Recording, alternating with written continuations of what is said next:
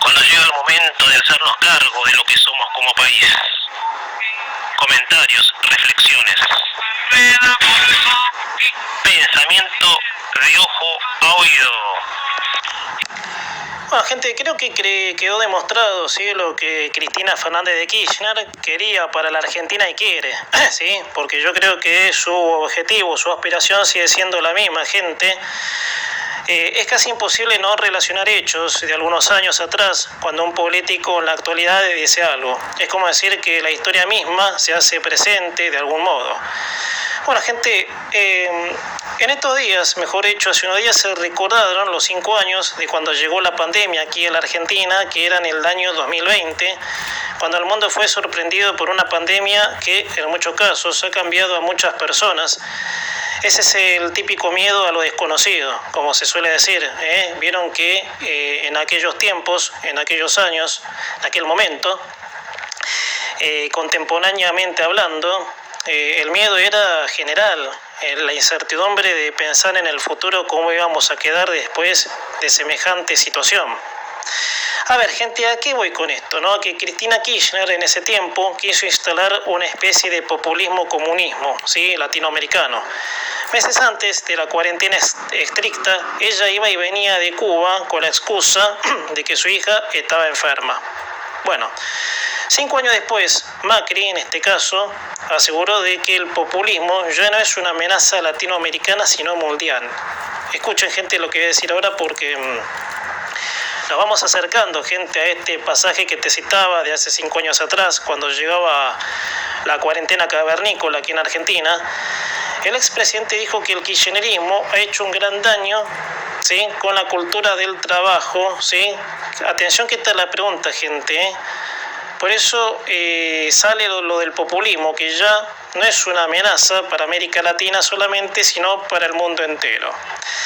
Citaba el ejemplo, gente, de Cristina Kirchner y sus viajes a Cuba, porque los populistas, el populismo, son una gran organización que se meten en la política para operar desde ahí. A ver, ¿qué busca el populismo? Es la pregunta, ¿no? La miseria del pueblo, de cualquier país, por supuesto. ¿Cómo lo logran?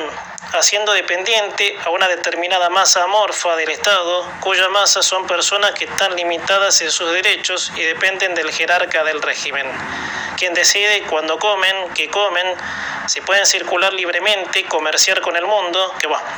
Eso bajo ese régimen queda años luz lejos, ¿no? No hay emprendedores con el populismo que comercien con el mundo. El mundo entero ha pasado por sistemas devastadores, porque no se puede comparar el mundo de ahora con 300 años atrás, convengamos eso también. Pero cada país ha logrado su independencia y adjunto un diseño constitucional, tal vez con diferentes textos, pero con el único objetivo que es posible el avance de la vida, que son los derechos individuales y la meritocracia, a lo que estamos hablando del liberalismo. Las colonias ni contaban con declaración de derechos, a lo que las personas eran esclavas, gente, esclavas de los reyes de la monarquía, gente, y este territorio, antes, ¿sí?, de tener una jurisdicción que liberara a la Argentina, era el esclavo y los reyes, por supuesto. Y Cristina y los Castro querían esto, un populismo, comunismo de peso latinoamericano, y mofarse de que lo hacían por el pueblo. Los grandes predicadores de la justicia social, valga la redundancia, eran injustos y comerciantes del sistema con todos aquellos que fueron engañados. Y al pregonar ese sistema, automáticamente se destruye la cultura del trabajo, porque los predicadores del comunismo han amasado, valga la redundancia, masas amorfas que no tengan otra salida que no sea el esperar el cucharón de la boca. Gente, este ejemplo lo puse un montón de veces en este programa. O sea, de que el que vive bajo el sistema sometido, sin derechos, sin nada, son los que, por supuesto, esperan el cucharón. Los que tienen que dar gracias que te dé ese cucharón. Botame, callate la boca. O sea que recurriendo a y redondeo el tema aquí con ¿sí? Porque de ella ahora voy a seguir hablando igual, pero en otro comentario. sobre los adoctrinadores, obviamente. Yo recuerdo, y cuando te citaba este pasaje, ¿sí?, de botame, callate la boca y agradeceme el cucharón, Raditich, ¿se acuerdan la docente de la Escuela de la Técnica 2 de La Matanza? Que él, increpándolo a un alumno por pensar distinto, le dijo, esta porquería te la da el Estado, ¿sí? Que, bueno, en famosísimo caso fue, obviamente. O sea, el populista tiene esa aspiración para el que es sometido. Agradecer esta porquería que te da el Estado, callate la boca y votame, obviamente. Eso, por supuesto, hace que el populismo, desgraciadamente, sea sistema, si nos ponemos a pensar. Por eso, gente, los predicadores siempre te van a decir, siempre te lo van a inculcar, de que sin ellos nadie es nada, como es siempre, gente, el sistema populista es esto, si nos ponemos a pensar. Bueno, gente, otro aniversario más de Malvinas, cambiando de tema, ¿sí? Algo te comentaba en el principio, se conmemoró, ¿sí?, en la semana, pero la Argentina, lejos de profundizar la historia, se inclina por el partidismo, ¿sí?, más que nada hablando del peronismo y el kirchnerismo, ¿no? Por supuesto, y lo que sigue, que son fanáticos, admiradores, en fin, financiados. La guerra de Malvinas es recordada cada año por la defensa de la soberanía nacional, de defender parte del territorio que era nuestro y que los ingleses usurparon. Muchos años antes, los ingleses habían llegado a las Islas Malvinas, mientras, según dice la historia, estaban abandonadas.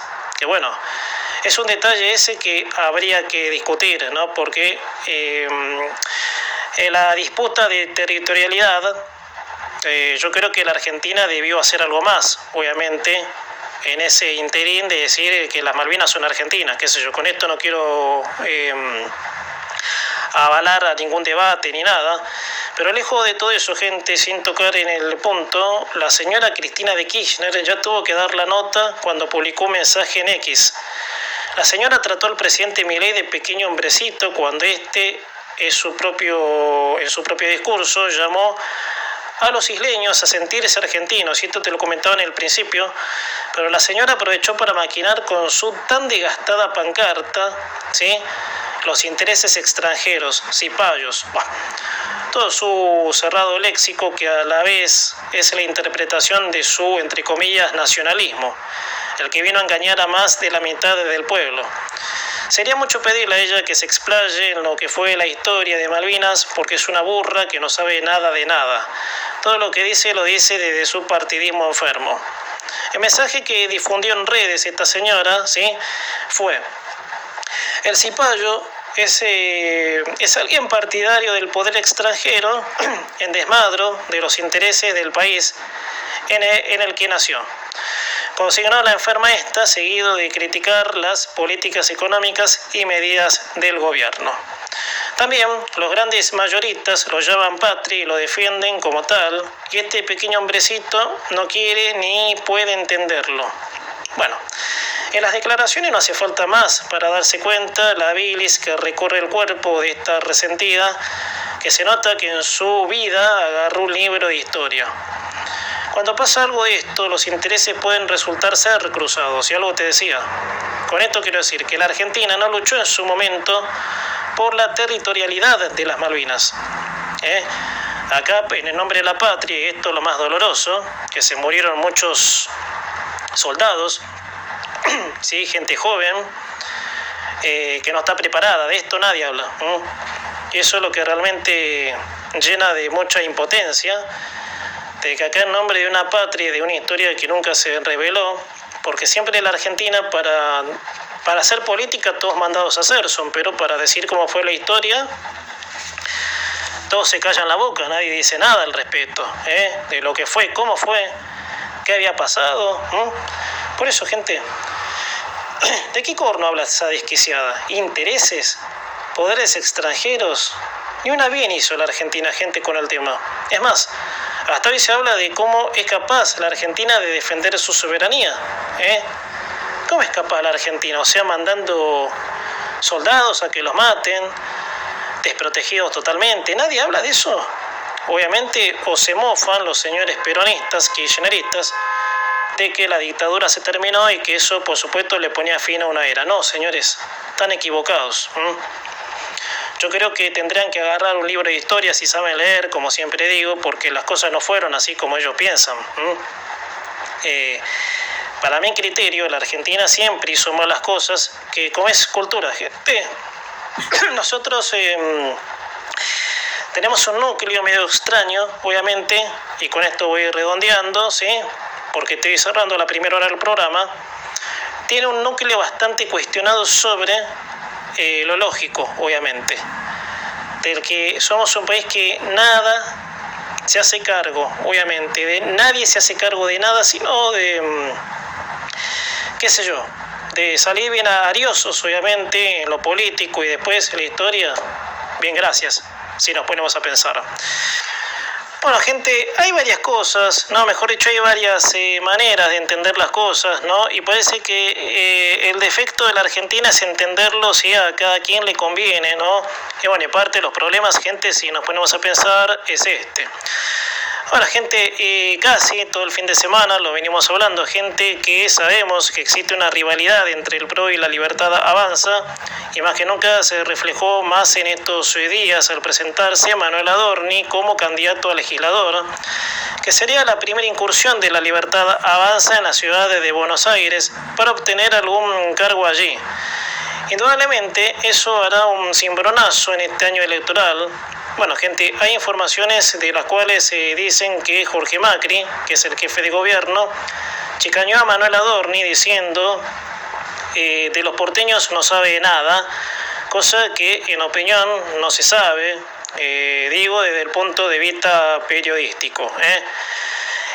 Hay que ver, ¿no? Porque, como lo venimos diciendo, gente, y creo que con Mariano del Barrio, sí, o Atilio Méndez, lo hemos charlado, hay que ver realmente si se sabe, mejor dicho, si Adorni tiene alguna idea, aunque la idea es de que el PRO, obviamente, el fuerte que tiene es la ciudad de Buenos Aires, ¿no? Sería bastante increíble, ¿sí? De que no sé si pierde fuerza la banca, eso por supuesto. Bueno, el PRO ya dije, gente, que a nivel nacional es el problema, pero en la ciudad de Buenos Aires, como hablar de Kicillof en la provincia de Buenos Aires, el kirchnerismo, ¿sí? En la provincia de Buenos Aires, son fierros calientes de estas bancas, obviamente, ¿no?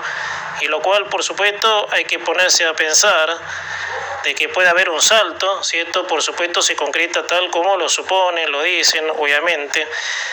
Pero Jorge Macri amplía más sus diferencias con la Libertad Avanza, porque dijo, la cultura no es un gasto. Atención, gente, que este es un pasaje, y me voy a detener, porque es un pasaje interesante. La cultura no es un gasto, sino una inversión.